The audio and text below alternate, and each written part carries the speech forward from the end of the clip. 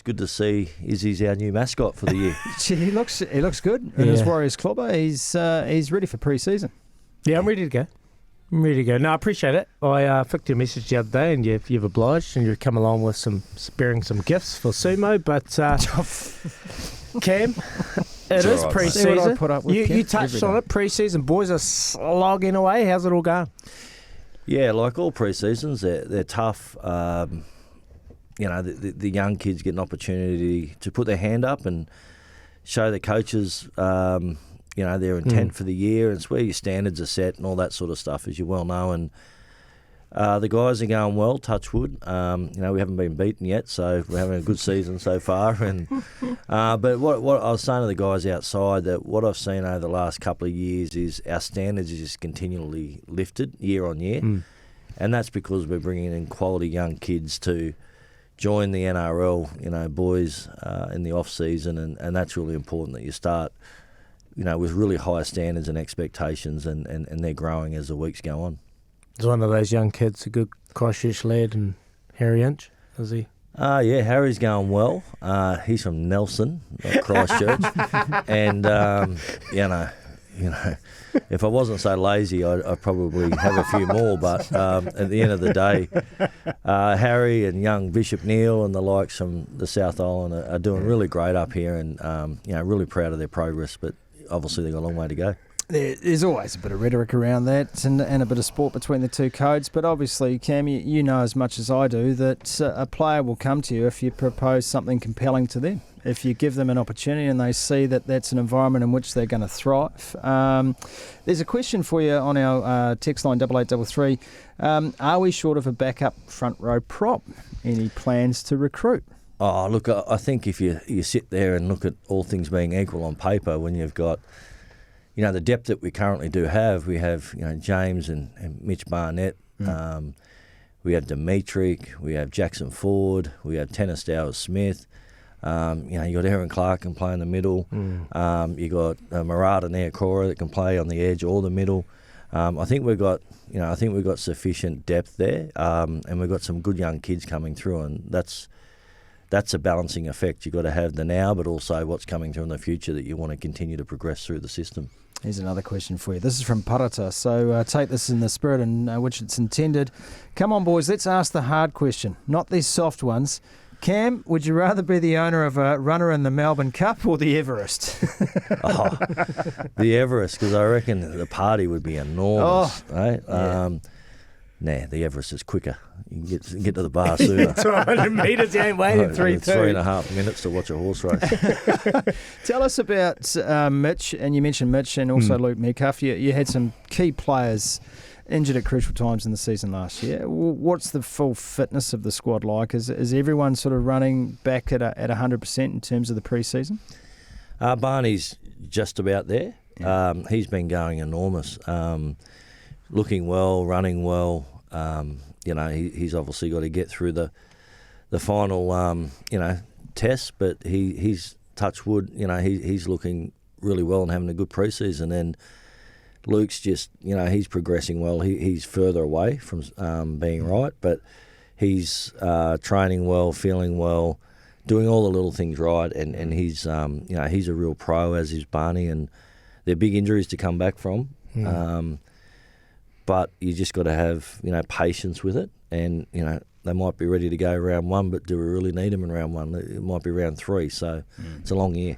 She's a long year, Cam. Just a couple of others that have just joined the group, Morgan Gannon as well, and Kang Pereira. How have they been throughout pre-season and, bringing a bit of energy, enthusiasm into the group? Yeah, great. Morgan has really settled in well from the UK. The heat's really clearly knocking him around, and but he's a real special talent. If you go back and look at his footy over the last few years, very young at achieving really great heights in the Super League, and to have him come down here and test himself, I think he could be a real smoky this year that could really have an impact. And, Loffy, Khan, Pereira, there's speed and then there's speed. And he's just, electric. He just wows you, and he's a real cool dude. He's really good for the group. And I was talking to him the other day, and to come from the Gold Coast to here, he's just loving it and can't wait to get his family over. And he's a Bunjalong boy, an Indigenous boy from not far from where I come from. So, I'm really proud of him to, take the chance to come over here and really grab his opportunity. We spoke during the year, and I asked you the question, what are you looking for? And you said an outside back. Was he always on the radar? Was he one of the first choice that you were after from a winger's point of view? Yeah, look, Andrew McFadden, was really looking for that speed, and like, as we touched on, he's one of the quickest, if not the quickest in the comp. So when the opportunity came up to talk to him, we had a few chats to him, and he came over with his manager, and he just fitted what Webby was after, and they really connected, which is really critical. And I felt like we just put all our eggs in the basket for him, and if that didn't work, well, we'd work on the plan B, but he was our focus.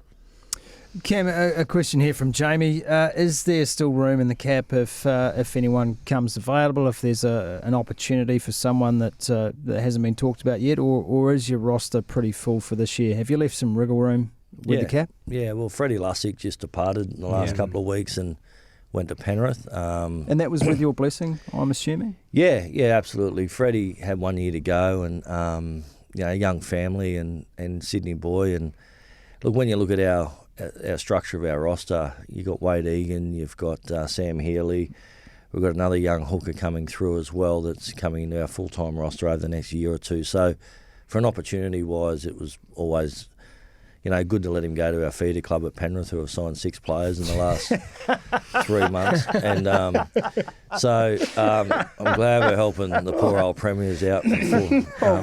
But Freddie's a champion bloke, and that's the part of the game, and there's an opportunity there for him. So no doubt we'll see him around the NRL games at some stage. Kev, you can't keep your hand on everyone. There's so much talent here. Is that always a difficult prospect for you? Every single minute of your day you're thinking about every player and trying to retain them.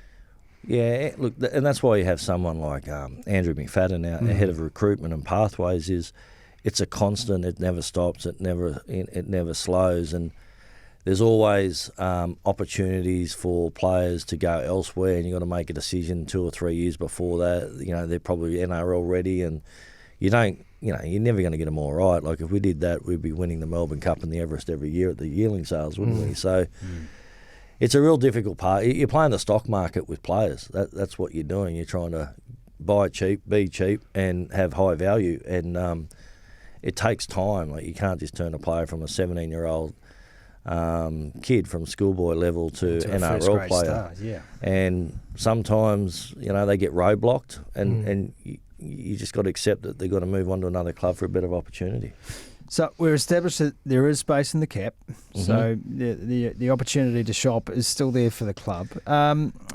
Just on that though, Scott, I want to be clear that that there is space, there is an opportunity, but we do look at our young kids first and foremost. Sure. We've got 6 teams now, including the NRLW. Thriving. So, as I say to Cappies, no bloody use having all these teams if we're not trying to bring the kids through, and he's focused on that, and so is Webby. So we might have to chance our arm with a young kid, and that's good for us. But it's not always about going out buying someone just because they're on the market.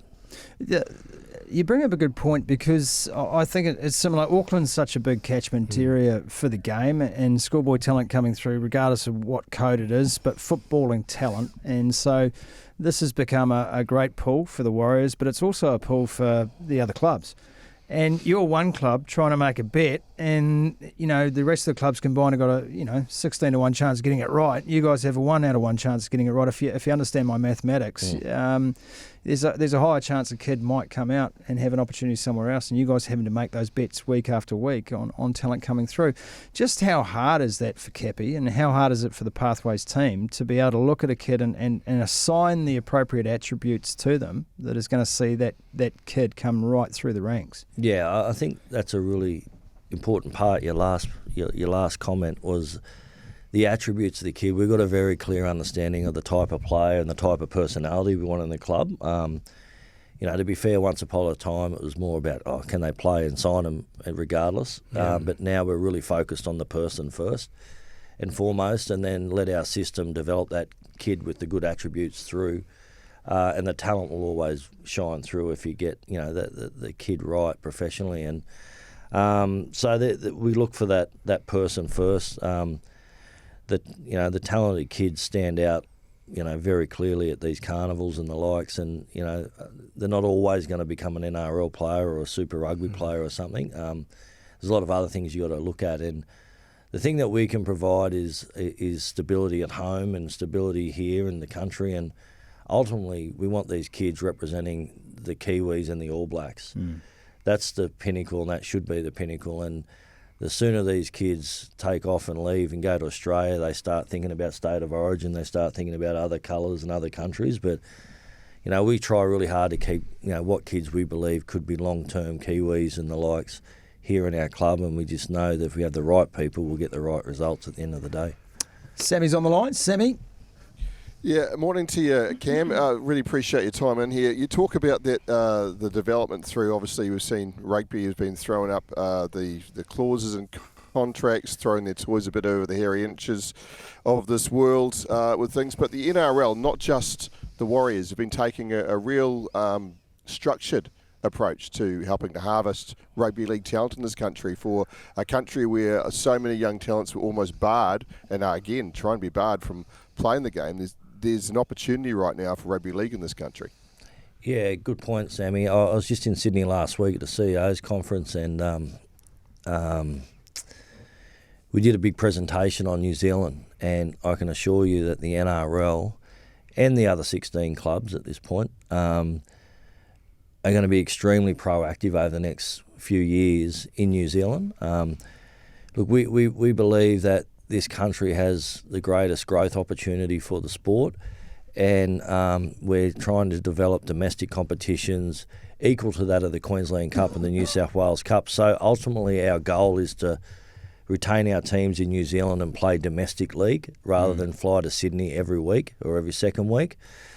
So there's a huge opportunity here, but we're not going to do it alone. We need to do it with New Zealand Rugby League, the NRL and the other 16, 17 clubs come next year, and develop this program in New Zealand. So as Izzy said, we can't keep them all, so we've got to be really sensible how we create the opportunities here in New Zealand. And whether kids want to play rugby or league, the level that we'll start at and the level we'll be at, let's just get kids playing the sport first, and their talent and their futures will take care of themselves down the track. And but one thing we won't be is, sitting on our hands. We're going to take a short break. We've got Cam George, CEO of the Warriors, in studio with us for another segment as well. After the break, we'll get through a few more of your questions. Keep them coming on 8833. A great pleasure to have Cam with us this morning. We'll be back in a couple of minutes. Cam George joining us in studio this morning. Good morning to everyone. If you just tuned in, CEO of the Warriors with us here. Here's one for you, Cam. It's an Ask Anything day for Cam George, so 8833 is our line. Someone wants to know about Magic Round. Why you're the home team? And what is the incentive there for the Warriors versus what the Bronx get out of that? Yeah, look, it's a question that comes up a lot, but it's a commercial opportunity for our footy club, and the commitment I made was back in 2021, and we've got 2 years to go. I genuinely believe once we conclude that, we'll negotiate our way out and be an away team.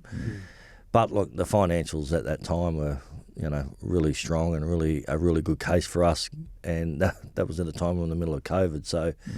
It was a no-brainer at that point, but where we've got to now, we'll bring it back to New Zealand in due course. And you understand why fans are sometimes a little bit, because of the nature of that particular clash? 100%. I actually tried to sell it this year to another club or two. Did you? And in the end, they already had commitments that they had to live up to. So it's not like it's a priority for us. It's just something that we committed to at a time of need, and that'll run out, and mate, we'll get that extra game back home. Sammy will appreciate that because he had a bit of a gripe a while back about that little situation, especially taking on the Broncos at home and they get another home game. But that's an interesting point. I'm actually glad we're playing the Broncos. I'll tell you why, because when we do play the Broncos at home, their members get the first crack at the seats. Where we're playing on Sunday afternoon, the middle game. So before us, I think it's Newcastle Titans. I can assure you all their fans won't be going for the Broncos. So we'll have a much bigger crowd than the Broncos will for the first time ever at Suncorp. So it won't be the home game everyone's talking about because we'll have 4 other teams playing on the day with their fans going for us. All those young kids from Logan, that are going to come over and support you. Just on that, how's the academy looking? Have you started taking place over there? Yeah, we had a combine on the weekend. We had about 180 kids attend, and they're under 15s, and it was really good. They just got put through their paces, and we'll pick up the academy team out of that and start training them and provide opportunities. And it's not just an on-field thing; it's a community thing in Logan, and we're obviously partnered up with the council. And there's a lot of people there connected to New Zealand, so to have our brand and association with Logan City Council and Ausbuild over there is a real special thing for them. Now, Cam, this is a question from the heart, and it's a two-pronged question for you. I've got a really nice, genuine heart here. There was a lot of rumours circulating that New Zealand Rugby was circling for you to come in to the job. Was that true? And just following on for that, if you were able, and you're a fantastic CEO, I love what you do for the Warriors, what would you do for the game of rugby in this country? Oh, wow. Firstly, not true. No. That's just... I jumped up and celebrated and I got all excited. You blokes talking in the media. No! But anyway, look, they've got some great names associated with that role, and I think someone like Sophie Maloney would have been unbelievable, personally, but she's now the CEO of the year for the... That's right, she was too. Sky CEO Sophie Maloney for our listeners. She'll be able to take the pay cut. No, mate, please. I run a footy club. Anyway... the second part of your question was, what would I do with rugby? I don't know the ins and outs, but I was just saying to you guys, the one thing I'd do is look at Sunday afternoon Super Rugby. Just put it in the sun, get the families back, reconnect, work with the broadcasters and say, look, we've got a 3-year plan here. Bring it back, bring the crowds back, bring the energy back. Let's have some fun with it. But that's someone that doesn't know a thing about rugby. There's a great irony in this, is that was league slot many moons ago. Sunday afternoon was rugby league day, because Saturdays were so heavily rugby influenced in this country in particular.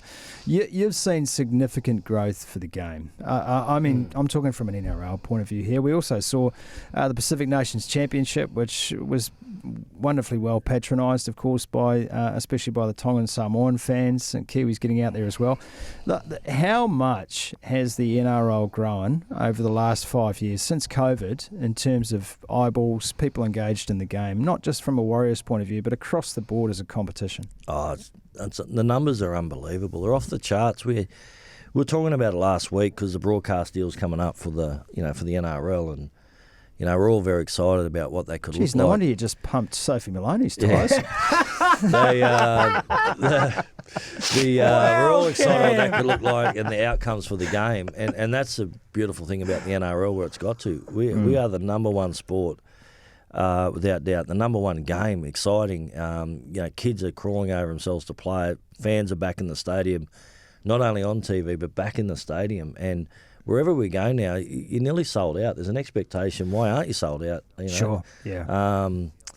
So the sport's trending in the right direction. They're able to govern really efficiently. Like they want to change the rules, they change the rules. They just get on with it. That's the difference, right? Between a private club competition and World Rugby and all its attendant unions. I mean, it's the decision by committee that kills the game. Whereas you guys decide overnight, hey, we're just going to speed up the tackle ball area, and it's done. Next weekend, fans are told, referees are on the board, and away we go again. Yeah.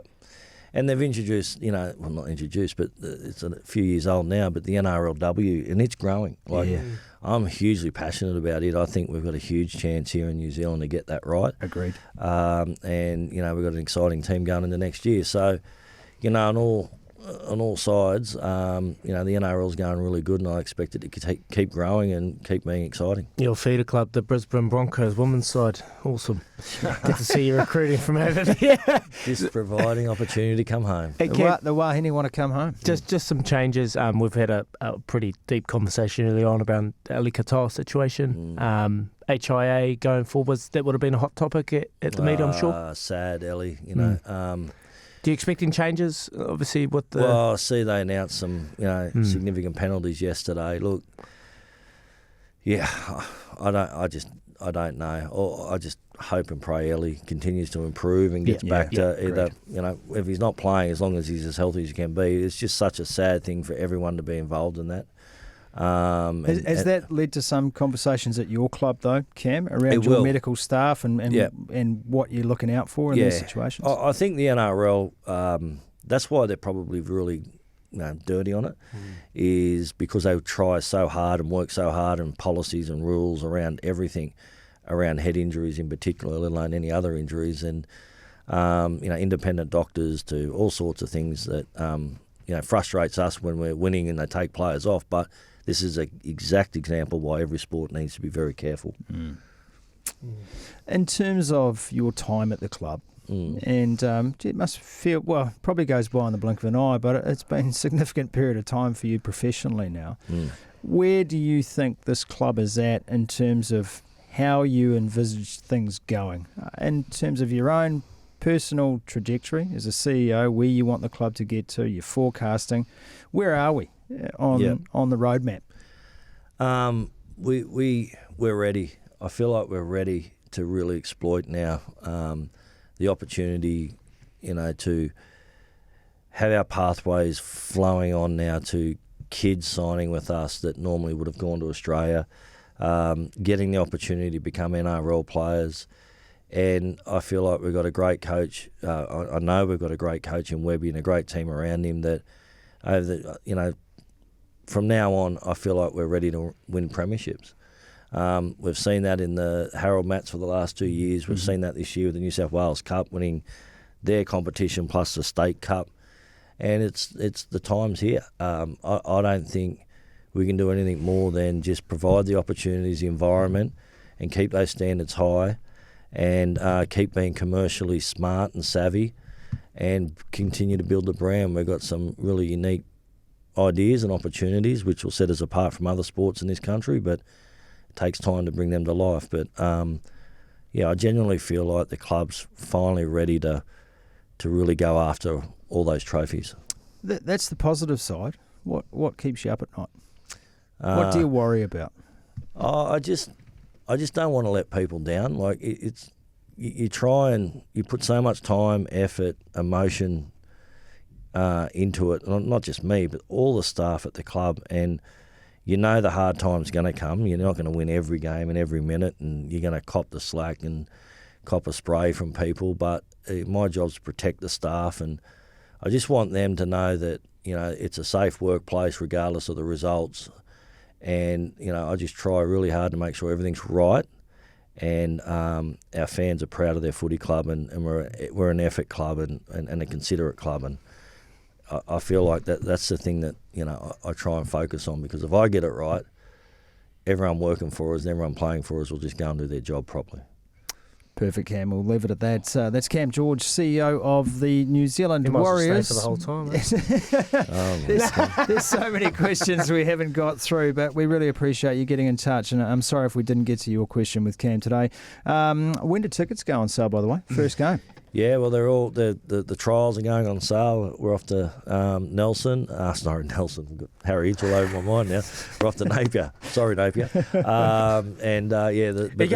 tickets will Thank you for that. Yeah, the tickets will be on sale soon for all of our games. So the first game against the Roosters, mate, it'll be huge. So it's a huge weekend in Auckland with the Blues playing the Crusaders, Champions Day at Ellerslie, and Auckland FC play Perth Glory on the Sunday. So it's a all-in sport weekend here. That sounds fantastic. Cam, really appreciate you. Thank you, and also thanks for being Santa today. And some Warriors clobber for Izzy, because Izzy beat you. Just actually, quick tip.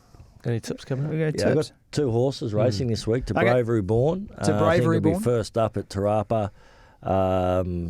it should run well fresh, but I got a nice little 2-year-old in Brisbane called Dream Rocker that'll be over for the Cracker Million. So I think it's a very nice little filly, that one. So Dream Rocker in Brisbane. Hey, it is 8:36 and Cam's enjoying answering your questions so much. He's agreed to stick around, but we also need to pay some bills. So we're going to do that. Oh, no, we're not going to do that. We're going to stay with Cam. Sorry, Robbie's just looked at me. You know how Robbie looks at me and says, "You're not listening to me?" Nah. And he gives you that really disdainful look. And I've had to put up this now for 18 months, and it hurts me every time. And Cam's talked about safe workplaces, Robbie, and I think you need to just take a lesson from that. Chill, mate, chill. Rocco Berry and Jacob Laban. Yep. Are they still seen as first graders this year? That's from a Wellington point of view. That's from Jimbo. Yeah, Jimbo. Rocco Berry, I just hope and pray he has so much luck with injury. Please. Yeah. He's a special talent, but an unbelievable guy, and we love having him around the club, but hoping he just gets through. He's training well, his shoulder's recovering, and Jacob Laban, what a star of the future. I think his year was building so good last year, however, unfortunately got Injuries, injured. Man. Yeah. Costly, eh? Yeah, 100%, and he's on the way up. Yeah. For you from Jason, Cam, how many top 30 players do we currently have? There's some online... 28. 28? 28 top 30. Fatialofa and Yeremia Toyava, are they top 30? I think they're in the development space. At the moment. Yep. So 28 of your top 30 in place. Yep. Okay. When are you back in Vegas? This is from Lee. Says, had a great night at Tom's How was Watch. Vegas? Mark and Cam were very approachable, says Lee. I was very intoxicated, mate. I'd never been there before, and I swear I'm not going back. It gets a hold of a man, doesn't it? Gets a hold of a man. Mate. And a woman, for that matter. The club's mindset on Magic Round, I think you've already covered that off. That was from Jason before. Rusty wants to know if there's any sales or marketing or Waterboy current jobs going. I think he's pretty keen to get involved. So For free? Yes, Rusty, come back to us on 8833. Voluntary role still available. And I guess another question here, Cam, is how do you keep on top of it? Like you guys seem to be running what I'd argue is a pretty squeaky clean operation. And you are still dealing with young men, and young men make bad decisions in my experience, because we've all, and women now, of course. But we're prone to make bad decisions. Some of us older men are prone to make bad decisions. How do you keep on top of that? You never get it right all the time, but if you just take your time, I've just got the best people wrapped around me, mate. Even at home, my daughter Stella Rose, who's 8, she's a mad Warriors fan now and asks me 100 questions, and my partner Emma, they just look after you. And then at work, I just have just great people around you. When you got great people, good things happen and good decisions happen, and I just empower them and support them, and we take our time. We've got our boundaries, and we stick within it. I love the Warriors, says Kevin. This will be our last one for you today, Cam. We will let you go. I love the way the Warriors are tracking, said Kevin, but I still don't think we're close to the level of last year's final. How do we bridge the gap? That's Kevin's opinion, obviously, but a question. How do you get from where the Warriors finished this year to being part of that grand final mix? Or do you not think the gap's that big at all? No. We beat the Broncos last year. If you look at I'll simply answer it this way. You look at the two teams in the grand final last year, there wouldn't have been one player that they could have chosen that was unavailable due to injury. So what I'm saying is they had their best teams fit at the right time of the year, and that's the luck or the draw that some teams get. Look at poor old South Sydney last year. But we just had injuries and issues that prevented players from playing at the best time, and no greater than Mitch Barnett, one of the best leaders we've got, and Lukey Metcalf and Rocco Berry and the like. So Brisbane, Melbourne, the best 17 that they could have picked was on the field. Is it our year, Ken? And that's the difference. Is it our year? Mate, Come on. I always go into the preseason. It is our year all the time. I've got to, haven't I? I'm thinking I might go the other way. Do you seriously think? I said it before. I feel like we're ready. We're ready to go after these trophies and premierships and state cups and all that, and be ruthless about it. We haven't always been ready, but I feel like we've finally underpinned our club. You're seeing the kids coming through, and have you pictured that moment that moment of potentially bringing that trophy back in. Me and Webby, not long ago, having a few beers, we talked about it because we're dreaming about it and we're going to execute it. And I said, how are we going to do this? Because the grand final doesn't finish till 7 o'clock, 8 o'clock in Australia. We can't get a flight home. What are we going to do? So we talked about where we'd stay. We're going to do a boat tour on the Sydney Harbour on the Monday. Everyone will be in bed by 7 o'clock Monday night. Tuesday will be fresher. On a plane, land at 2:55, that flight, we've got it worked out, then we'll be straight at the stadium with all the fans Tuesday afternoon. Oh, there you go. So it's sorted, so we've just got to do it now. That's called manifestation, folks. Right from you have to, Cam George. You've got to manifest. I'm going to manifest an ad break, and we're going to say goodbye to Cam. Thanks, Cam. Appreciate you, mate. Cheers, Thank you.